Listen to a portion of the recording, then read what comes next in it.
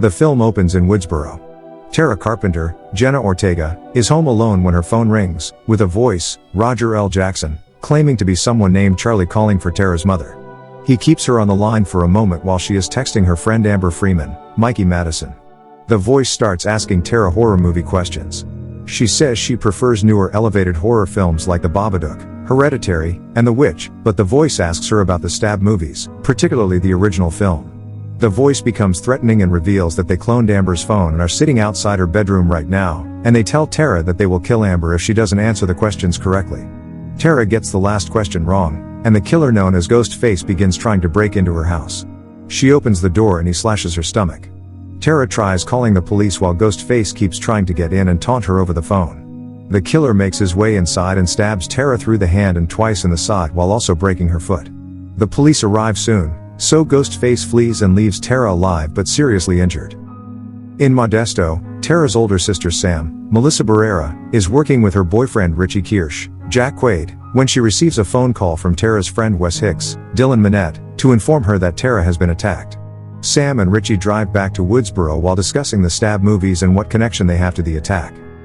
At Woodsboro High, Tara's friends, Amber, Wes, Liv McKenzie, Sonia Amar, and siblings Chad, Mason Gooding, and Mindy Meeks Martin, Jasmine Savoy Brown, are gathered as they talk about Tara's attack and Sam returning home. Nearby, a creepy guy named Vince Schneider, Kyle Gallner, that Liv used to hook up with stands by trying to get her back, even though she is now with Chad. It also turns out that Wes is the son of Judy Hicks, Marley Shelton, who is gone from deputy to sheriff of Woodsboro. Wes then gets a text from Tara after she wakes up, and the friends all go to visit her. Sam and Richie arrive at the hospital where they meet Tara's friends in her room. Tara is happy to see Sam, since it has been 5 years since she fled from Woodsboro. Tara asks everyone but Sam to leave the room, though Richie stays outside for Sam's sake. The friends gather at a pool hall where they talk about Sam and how she ditched the family after her and Tara's father walked out on the family. Vince is there trying to make moves on Liv again, and when Chad goes to confront him, Vince pulls out a knife until the bartender orders him to get out. After taking a piss, Vince finds his car being turned on with the headlights on, but finds nobody in the car. He is found by Ghostface, who stabs him in the neck and leaves him to bleed to death. Sam and Richie are still at the hospital with Tara. Sam goes to the bathroom to take her medication, where it turns out that she hallucinates seeing the ghost of original Woodsboro killer Billy Loomis, Skeet Ulrich. He tells her that she knows why these attacks are happening and that she has something to do with it. Sam then receives a taunting call from Ghostface, who soon attacks her until she runs to find an officer and tells him about the attack. Judy comes to talk to Sam, Tara, Richie, and Amber, with some suspicion thrown on Richie. Judy remembers Sam from how she caused problems for her family and suggests she and Richie leave town in the morning. Sam then asks Richie and Amber to leave so she can talk to Tara. She reveals to her that when she was 13, she was in the attic of their old house when she found a diary that her mom wrote, thinking they were about their dad. That was when Sam found out that she was the illegitimate daughter of Billy Loomis, and when she confronted her mom about it, that was when her dad found out the truth and left the family. Filled with guilt and horror, Sam fled town for fear that she would end up just like Billy. Tara is angry at her for waiting all this time to tell her after abandoning her, and she orders Sam to leave the room. Sam tells Richie that they should go back to Modesto, but he vows to stay with her until they are sure Tara is safe. Sam then says they need to find an expert to help them. Sam and Richie find the home of former Sheriff Dewey Riley, David Arquette, who lives alone and has separated from Gail Weathers, Courtney Cox, watching her now successful morning news show. Dewey doesn't want to talk to Sam and Richie until Sam says she is Billy's daughter. Dewey suggests that if the killer was inspired by the first Stab movie, then there are certain rules that they need to follow to survive, like don't trust the love interest. Dewey still refuses to help them and makes them leave. He then calls Sydney Prescott, Neve Campbell, who is now married with kids. She is happy to hear from Dewey again, but he then tells her the killings in Woodsboro are happening again. Although Sydney has learned to arm herself, she refuses to set foot in Woodsboro again. After some consideration, Dewey fixes himself up and goes back to Woodsboro with Sam and Richie. They go to Chad and Mindy's home, where it turns out they are the nephew and niece of Randy Meeks, and as such, Mindy is as much of a film buff as her uncle was. The other friends are gathered so that Sam can explain she is Billy's daughter and the connections that the killings have to the original murders or the first Stab movie. Amber says that she learned that Vince was the nephew of Stu Mache, Billy's accomplice. Mindy suggests that the killer is doing a or Kel reboot and sequel of Stab, because many die-hard fans of the Stab franchise were pissed off by Stab 8, which was just called Stab again in the vein of recent franchise films like Halloween, Star Wars, Jurassic Park, and Ghostbusters that made something new while still keeping a connection to the very first film to satisfy those fans, in this case the legacy characters that are connected to the new ones. Wes worries that his mom is next since Judy was part of a Stab story. When Mindy suggests that Sam could be the killer, she storms out and goes back to her motel. Judy later orders food for herself and Wes, and then goes to pick it up. On her way there, she is called by Ghostface, who threatens her with killing Wes. She speeds back home and tries to call Wes, but he is taking a shower. Judy runs to the front of the house and is stabbed repeatedly by Ghostface. Inside the house, Wes hears noises and walks downstairs, but he never notices his mother lying outside in front of the house. Ghostface then attacks Wes and stabs him through the throat, killing him. Sam and Dewey later come across the crime scene. Gail shows up as well, mourning Judy but also chastising Dewey for telling her about the killings via text. Although their reunion is rocky, he admits to Gail that he was forced to retire from his job after they split up and he began drinking. When Sam notices the deputy from the hospital there at the crime scene, she realizes nobody is at the hospital looking after Tara, so she heads over there and is joined by Dewey. Back at the hospital, Tara tries to get a nurse or a guard but nobody answers her. The lights are then turned out by Ghostface, and Tara tries to will herself outside to get help, where she finds a guard has been murdered and his gun was taken. She goes back into her room to hide and finds someone opening the door.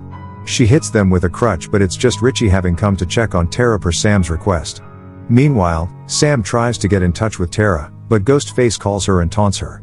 Ghostface knocks Richie out and goes after Tara when she tries to flee the room. Ghostface tells Sam to choose whether Tara or Richie will die. Sam stalls for time until she and Dewey make it there, and Dewey shoots Ghostface 3 times. He gets Richie into the elevator with Sam and Tara, but he stays behind to put a bullet in Ghostface's head. Unfortunately, before he can do so, he is distracted when Gail tries to call him, giving Ghostface an opportunity to rise and attack. The killer gets 2 knives and stabs Dewey in the gut and back, slicing him upwards and killing him. Ghostface gloats it's an honor before fleeing the scene. Gail later arrives and is devastated to discover Dewey's body being wheeled out. Sydney returns to Woodsboro upon hearing of Dewey's death, and she reunites with Gail. Sam takes Tara out and offers her condolences to the 2 women, but although Sydney tries to offer help, Sam refuses and says she is going to take Tara and flee from Woodsboro. Sydney tells her that running away never works, but Sam goes through with it anyway. Sydney then tells Gail that she put a tracker in Sam's car, and they proceed to follow her. On their way out of town, Tara tells Sam that she needs her inhaler and can't find it. She says that Amber has a spare one for her, so they go to her house, where they are having a memorial party for Wes. Chad, Mindy, and Liv are also there. Liv wants to hook up with Chad, but he fears that she is the killer, which upsets her and makes her leave. When he goes looking for her, a location sharing icon pops up, but it is just Ghostface tricking Chad to lure him. The killer gets the drop on Chad and begins stabbing him. Sam and Richie force the teens to leave the house, except for the main group of friends.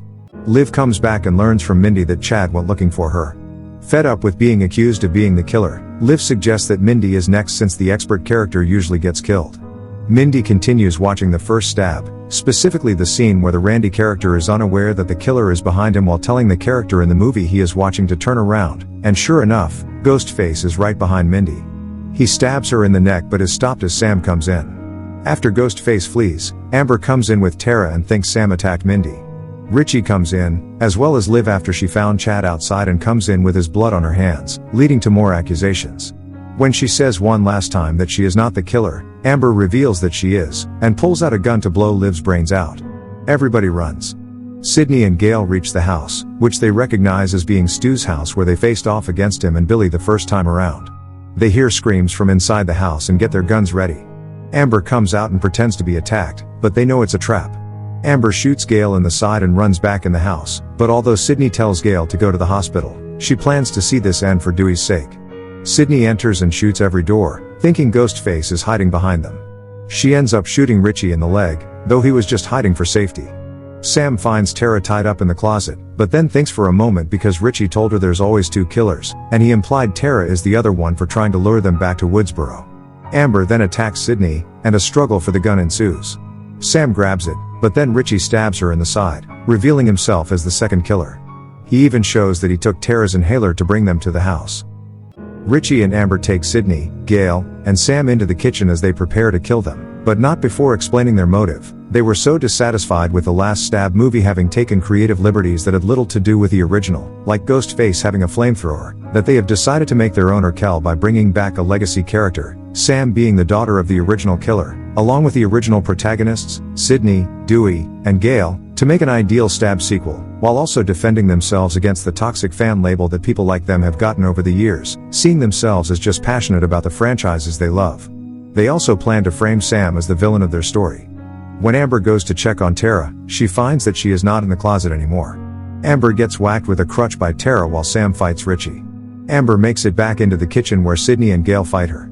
Gail fights her the hardest as retribution for Dewey, and Sydney smashes a jar of hand sanitizer on Amber's head before both ladies shoot her and cause her to fall onto a lit stove, causing Amber to become engulfed in flames. Meanwhile, Richie prepares to kill Sam, but she grabs a concealed knife and stabs him in the face before viciously stabbing him repeatedly before slashing his throat. Sydney and Gail come to warn Sam that the killers always try to come back for one more scare. Amber then runs out screaming trying to kill again before Tara shoots her in the head, finally killing her. Sam takes Sydney's gun and shoots Richie in the head to make sure he stays dead. The police and medics arrive, and Chad and Mindy are revealed to still be alive. Sam thanks Sydney and Gail for helping them even when she told them not to. Gail decides that her next book will be about what a hero Dewey was, and that the killers can stay dead without anybody knowing who they were. Sam then goes to the hospital with Tara while news reporters cover the crime scene. And the movie ends. Make sure to subscribe and don't forget to turn on notifications so you can watch more videos like this. Thank you for watching and see you next time.